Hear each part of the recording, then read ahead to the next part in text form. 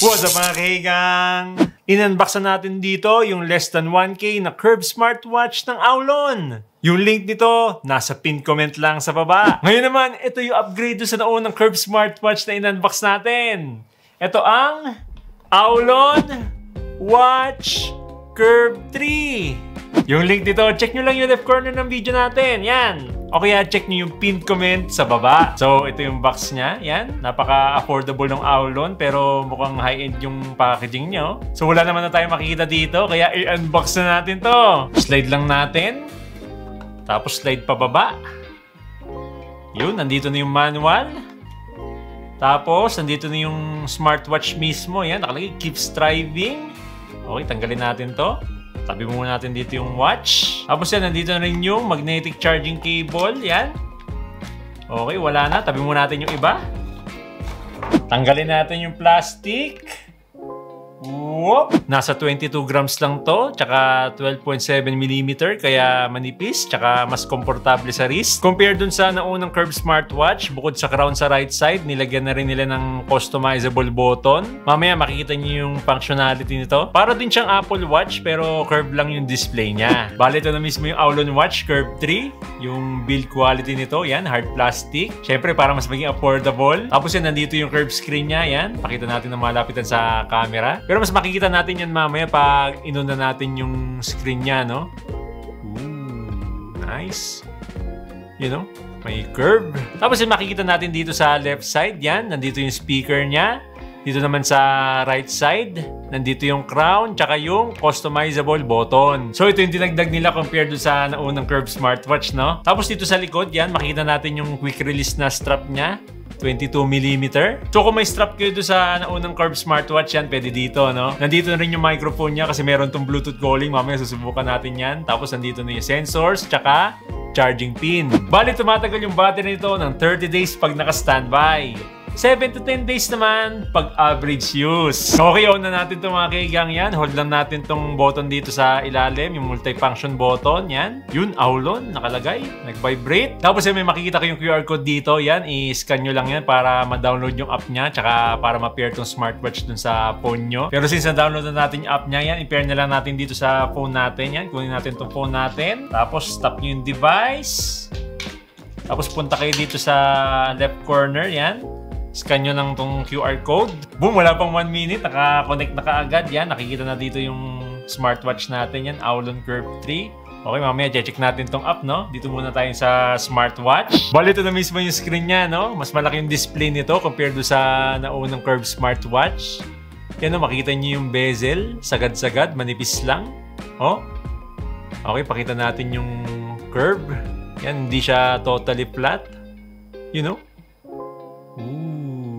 Tapos naka-IPS LCD na rin to. Mas responsive din yung touchscreen niya compared sa naunang Curve, no? Obviously, hindi nila ginawang AMOLED. Siyempre, para mas maging affordable. Tapos yan, ito yung default watch face. Kung gusto nyo pala ito ng watch face, ikot nyo lang tong crown niya. Yan, check natin. Yun, kitang-kita na ito. Ano pa? Rainbow. Napaka-colorful. Ito, analog. Yan. Ito parang Apple Watch, oh. Di ba may ganitong watch face yung Apple Watch? Yan. Okay, nice. Parang sa Apple Watch din.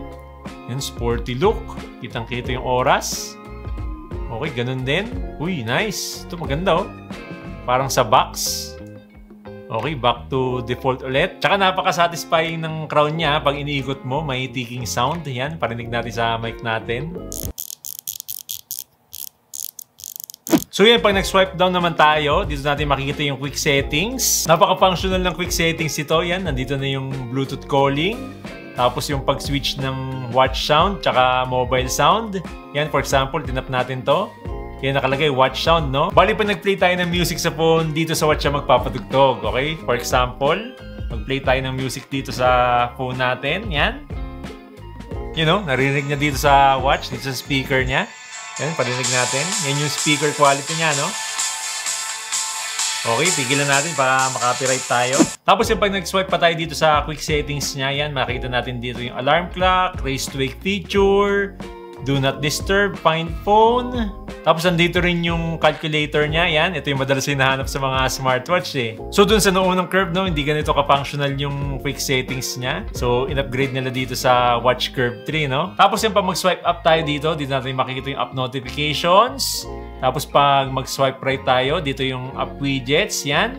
Tapos pag mag-swipe left tayo, yan, dito natin makikita yung health status natin, calories, steps, distance, yung Bluetooth phone calling, exercise, workout. Tapos yan, pwede tayong magdagdag dito, no? Yan, sleep, blood oxygen, heart rate. Tapos yan, nandito naman yung customizable button niya. Yan, pwede tayong mag-assign ng app dyan. Yan, press lang natin. Dito, pwede tayong pumili ng app, no? Yan, pili tayo ng app dito. Okay, for example, yan, pag press natin yung customizable button, magiging heart rate. Okay, yan, pag press natin to, no? Dapat heart rate yung lalabas. Yun. Tapos yan, pag press naman natin tong crown, yan, mapupunta tayo dito sa main menu. Para talaga Apple Watch yung main menu niya, no? Oh, tingnan natin yung animation niya. Ooh, nice. Pwede. Okay, open nga natin to. Uy, may animation pa yung pag-open, no? Okay, back. Uy, lahat may animation pala, no? Ngayon ko lang napansin. Angas naman nito, oh. Dito nyo naman, oh, pag mag-open, may animation, oh. Tapos pag mag-close, may animation din. Oh. Ha? Palitan muna natin ng list yung menu view niya. Yan, para makita natin yung mga app, no? Punta tayo dito sa quick settings. Okay, gawin natin list yung menu style. So yan, ito yung mga app niya, no? Connect, daily activity, yan yung health status, movement pattern, exercise, yan. Sports record, heart rate, sleep, blood oxygen, yan, voice assistant, Bluetooth music player, weather, breathing, app notifications, yan, remote shutter, no? Search phone, women's health, utilities. Ano tong utilities? Yan, alarm clock, calendar, flashlight, calculator, stopwatch, timer. Yung calculator, nasa quick settings naman yan. Tapos yan, yung settings, yan, yung panghuli. Tapos check na rin natin yung mga workouts niya, no? Yan, di siya karamihan. Parang mga nasa 20 plus lang or 15 ata to. Yan, check natin dito. Pero nandito naman yung mga common sa atin. Yan, walking, running, cycling, mountaineering, badminton. Yan, common din to. Yan, meron din ping pong, basketball. Yan, lalo na, no? Pinaka-common yan. Football, jump rope, tennis, baseball, yoga, golf, volleyball. Yan, common din to sa atin. Volleyball, pilot, skiing. Itong skiing, wala sa atin to kasi wala naman snow dito sa Pilipinas, no? Pag mag-start tayo ng workout, nandito na yung data natin. Gaya ng heart rate, calorie, steps, distance, at pace. Siyempre, para mas maging affordable, wala tong built-in GPS. Kung gusto mo magkaroon ng access sa GPS, need mo to i-pair sa phone mo. Pero naka IP68 water resistant na rin to, kaya okay lang mabasa o malubog sa tubig. Pagdating naman sa health tracking, hindi naman nagpapakita ng random results. Pero syempre yung accuracy, hindi comparable sa mga smartwatch na nasa 2,000 pesos pataas. Pero at least sa ganitong presyo na less than 800 pesos lang, may reference na tayo sa heart rate, blood oxygen, steps, at calories natin. Ngayon mga kaigang, check naman natin tong app niya, yung Jeyo Pro. Available to sa iPhone at Android. Dito sa app niya yan, pag tinap natin tong home, makita natin dito yung health status natin, yung calories, distance, sleep, heart rate. Yan, nandito na lahat. Blood oxygen, exercise. Tapos yan, speaking of exercise, no, meron din siyang sariling tab. Yan, pwede tayo mag-start ng workout natin dito. Yan, walk, run, cycling, climb, golf. Tapos yan, pag tinap natin tong device, yan, makita natin dito yung Aulon Watch Curve 3. Tapos yan, pwede natin iset dito, yan, yung incoming call notification. Pwede natin i-turn on. Tapos yan, yung app notification or SMS notification. Bali, nakaka-receive lang tayo ng mga notification dito or text messages, pero hindi tayo pwede mag-reply. Tapos yan, dito sa message notification, pwede tayong pumili ng messaging app dito na magno-notify sa watch natin. Yan, WeChat, pwedeng Facebook, Skype, Twitter. Di pa updated, no? Twitter pa instead na X. WhatsApp line, yan. Instagram, meron din. Viber. Bali yung Messenger, no, kasama na siya dito sa Facebook notification. So, isahan na lang siya. Tapos yan, nandito yung dial market. Pwede tayo mag-download ng additional watch face dito. O kaya naman, dito sa custom wallpaper, yan. Pwede nyo gawing watch face yung pictures nyo, no? Tapos nandito sa frequent contacts, pwede kayong mag-add ng mga contacts dito para itatap nyo lang dito sa watch. Tapos yan, inactivity reminder, drinking reminder, medicine reminder. Tapos yung remote shutter control, yan, nandito na rin, no? Tapos pagdating dito sa more settings, yan. Makikita nyo dito yung device search, factory reset, do not disturb. Yan, meron naman sa smartwatch to, no? Device update, automatic heart rest. Tapos pwede nyo ding iset yung time format. Yan, kung 12-hour or 24-hour. Tapos yan, pagdating naman dito sa Mi, yan, makita nyo yung step goal, unit. Pwede nyo palitan sa metric, tsaka imperial. So, yun na lahat, no, mga kahigang. Hindi lang siya pwede sa mga third-party apps gaya ng Strava or Google Fit. Sana sa next update, lagyan na dito, no, para mas maganda. Ngayon, mga kahigang, tawagan naman natin yung phone natin kasi meron tong Bluetooth calling. Okay, kunin natin yung isa ng phone natin, no?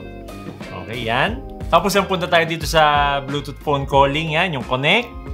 Contact person. So, na-add na natin tong phone natin kanina, no? Para tatap na lang dito. Yan, Maki iPhone.